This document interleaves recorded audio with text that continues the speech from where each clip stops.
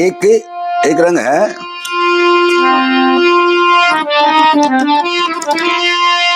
ये रतन कुमार पार्वती में लगा रखी, देवी सिंह ने बनाई, गिरवर सिंह बनाई नहीं, देवी सिंह उनके जो पिताजी थे लाखा सिंह के शिष्य थे, तो ये देवी सिंह अकेले ने बनाई थी। उसमें बहुत पुरानी चीज है, जो इसमें फिल्म चाली भी नहीं थी, बोलती फिल्म चाली नहीं थी, उससे पहले के ही इसमें ये कई रंग लगा रहा है कि इसमें हे नाण तेरा जंजाल मन, जंजाल मन सुपना, हे नाण तेरा जंजाल मन वो चाल दिखाई दे,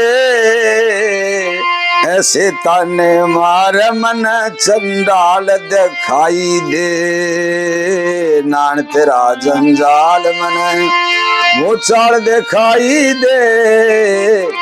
ऐसे ताने मार मन चंडाल दिखाई दे। ये जो उसके धन माया होती, मोड़ बांध के क्यों आता यो मोती, मैं तो न्यों कर्मा न रोती, मैं तो न्यों कर्मा न रोती, कि काल दिखाई दे, जो जिंदी रह जा तो यो मोती